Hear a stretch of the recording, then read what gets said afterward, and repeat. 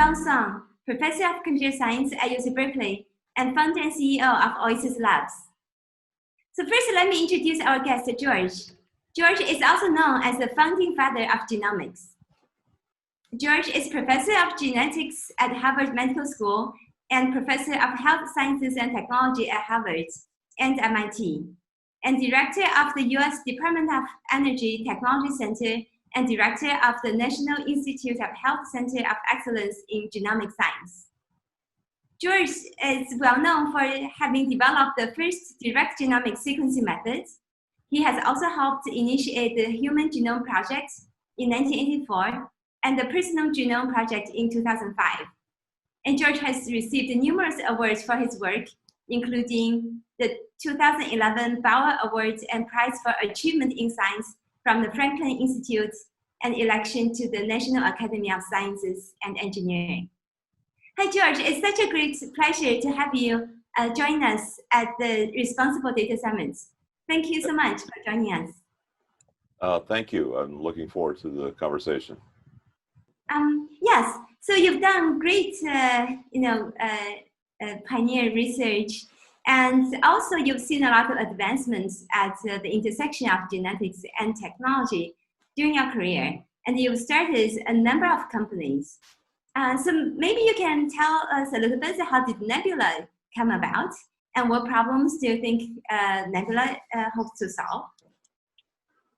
Right. So I've helped a series of companies in reading and writing DNA, in particular, trying to read the human genomes and interpret it and get that interpretation out to the people, the patients, curious people, doctors, and so on. Some of those were just part of the technology cost reduction, but Nebula was specifically to address two. There are very few remaining concerns, but one of them was privacy and one of them was cost. And so Veritas Genetics helped bring the cost down below $1,000 and then down to $600. Nebula, together with another company I've been involved in since 2007 called BGI, BGI, CGI, MGI, kind of a cluster of components, have brought the cost down to $300 now. But it wasn't just cost, it was also privacy. And Nebula had a novel set of ideas for how you could share your data, either with physicians that needed to know, hospitals, and researchers, by using combinations of homomorphic encryption type of queries where you can ask questions without sharing the raw data, and also blockchain, so you can keep track of who's using the data and for what.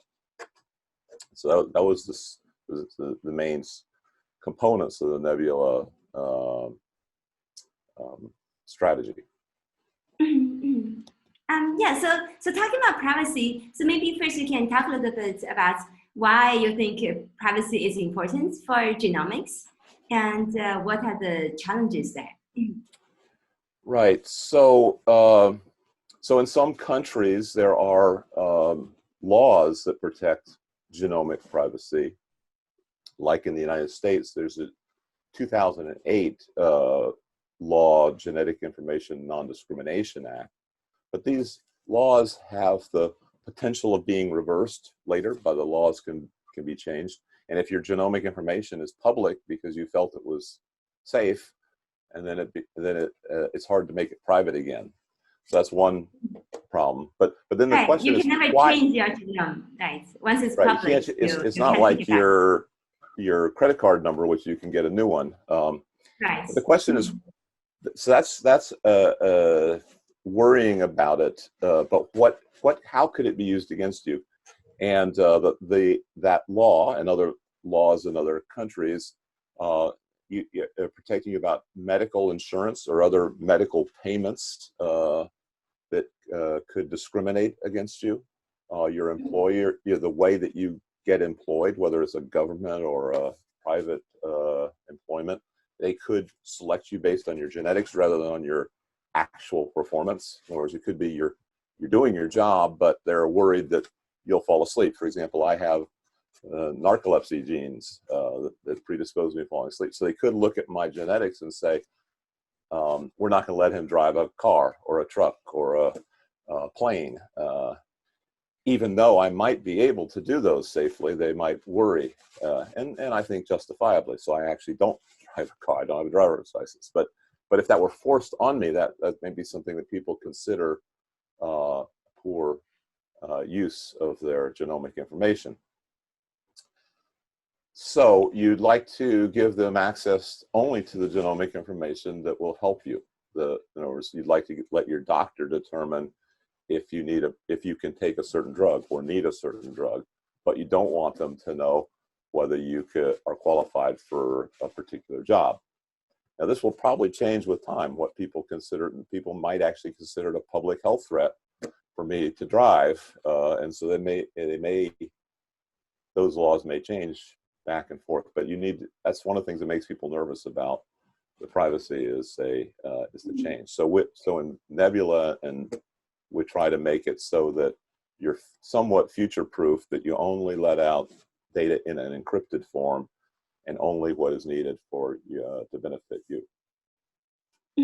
Right, and also given that you and your relatives may share parts of the genomic information, like, can you talk a little bit about the challenges too? Like, so for example, in the Open Genome part of the Human Genome Project and so on, like the people's genomic data has been made public there, that may also reveal information about the person's relatives and so on. Can you also talk a little bit about the challenges in genomic privacy? So two examples of challenges for your relatives. So even if I protect my data using the encryption in Nebula, one of my siblings or children could reveal something about my data accidentally or without my permission. And so there are two threats. One is for my health care. So it could be that if they have some serious disease, then I have a certain probability of having the same disease. Fortunately, that's fairly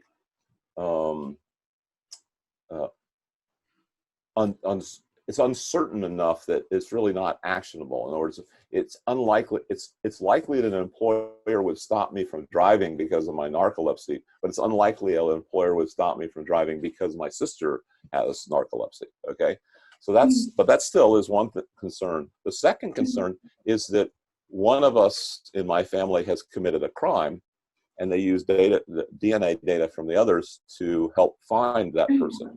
Now, you could say that serves the public interest, is to find criminals. But when it's your family member, you don't necessarily feel aligned with that strategy, especially if that person is not yet proven to be guilty. So, those are, I think, the two ways that your family can get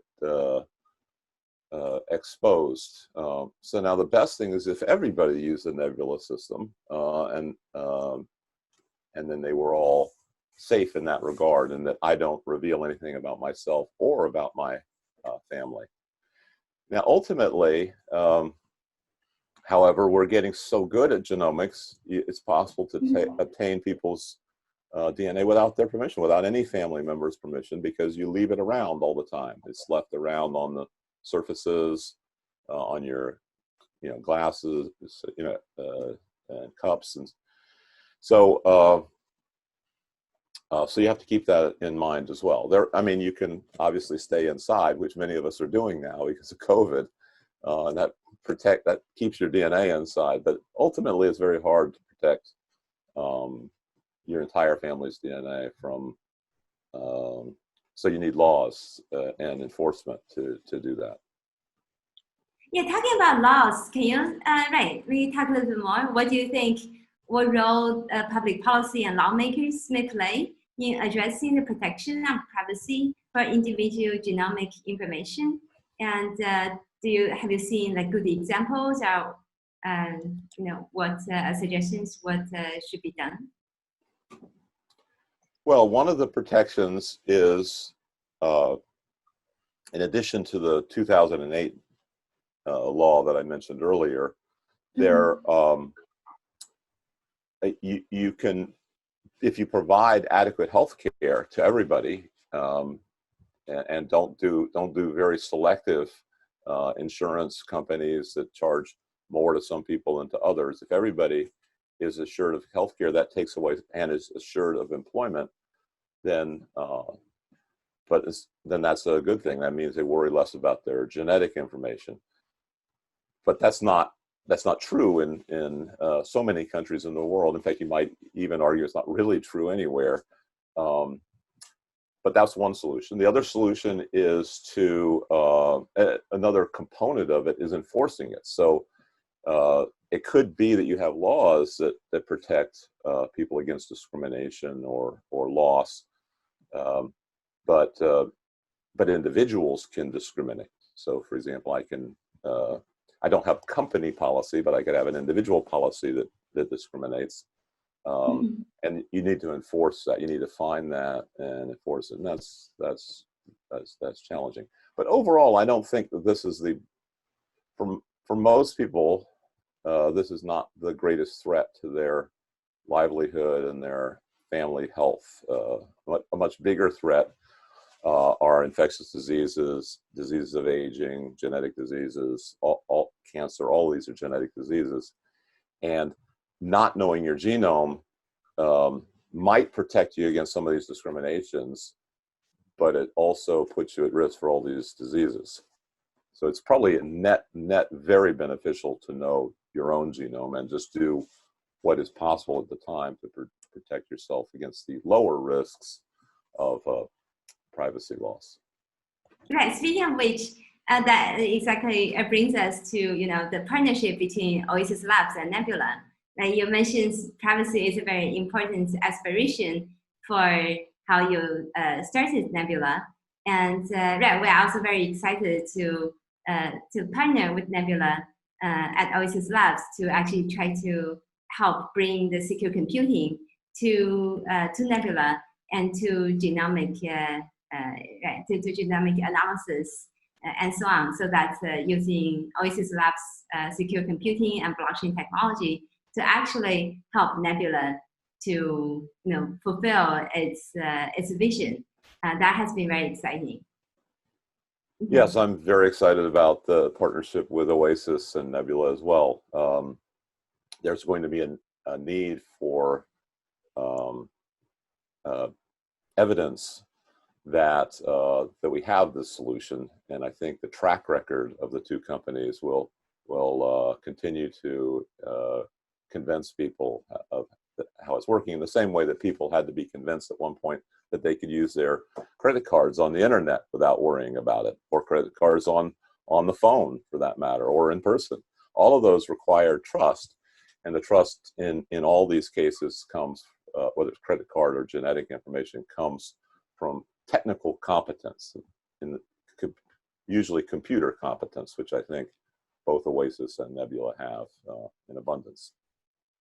Right. Yeah. Thanks. And also, exactly by using this secure computing and blockchain technology, we can actually help users to, for the first time, to maintain control of their genomic data, and also at the same time to enable the genomic data to be utilized in a privacy-preserving way. For example, in this case, Nebula can do the genomic analysis in the secure computing environments provided by the Oasis platform.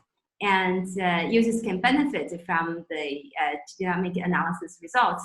But Nebula actually, in this case, will now be able to, for example, just take the raw genomic data and then try to go around and sell users' genomic data without users' consent and so on.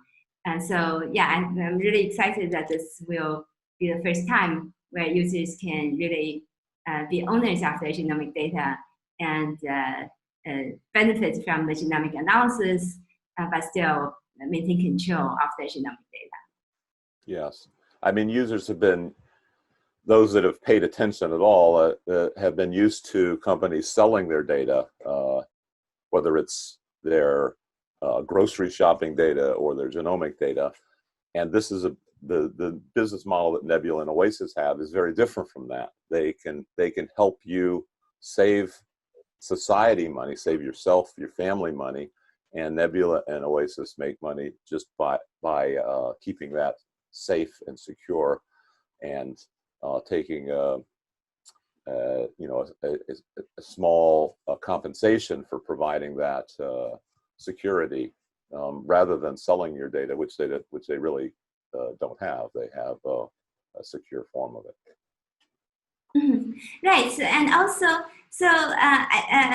also people often say that privacy, like people don't understand privacy, or they don't care enough about privacy. And although I have heard from actually a number of my friends that they don't really use like consumer genomic products because they are worried about their genomic data gets into the hands of the company, and then they don't know what happened to it. So what's your experience? Like how much demand have you heard about people demanding actually really having such a product and service that provides this type of privacy protection for genomic data? Well, I think it is true that people cannot understand the technology and still worry about it. Okay, in fact, not understanding is one of the reasons that you worry about it. And and there are many examples of really good technology that people don't use. So, for example, vaccines. There are people who don't trust vaccines. There are people who, for a while, did not trust cell phones. They were afraid they were going to melt their brains or something. And so, and so it takes trust. It takes time. It takes lots of people having good experiences and few or no people having negative experiences, and eventually the benefits everybody can benefit. So I think that we're well on that way for computer security in general, and computer genomic privacy and security in particular. Yes. Yeah, and I look forward to the day when all the genomic analysis actually can happen in this controlled manner, so that users can really maintain control of their genomic data. Yeah. So I think there's both misunderstanding about the privacy and misunderstanding about how valuable it is to you. I mean, people didn't understand how valuable safety in cars, safety in credit cards and phones was. They're just now realizing how valuable precision medicine and personal genomics can be. It can save trillions of dollars per year for society. It can save you personally a lot of hardship, a lot of family anxiety and pain can be saved. So, and right, maybe as a last question, what is the book that you most gifted or recommended to others? Book to read on this subject, not in general, right? Yeah. Well, I wrote a book called Regenesis in 2012 and updated in 2014, which was my attempt to fill a gap that I didn't think other books didn't fill, which had to do with, there were very few books written on synthetic biology for the general public. In terms of books that inspired me in the past, I have to say that most of my learning has been from articles, not from books. So they're little slivers of knowledge. So I'm not sure I can pick out one article or one book that truly stands out. We all contribute our little bit, and it takes an amalgam, a collection of those to make each of us individuals. Yes, I'm looking forward to reading your book. I think, right. I didn't mean to put too much emphasis on that, but it was my feeble attempt to provide something in that covers some of the fields we've been talking about today. Thanks. Yeah, with that, right. Thank you so much. Thank you. Right, really great having you here. Very nice seeing you too. Yeah. Right, great. Yeah, thanks a lot.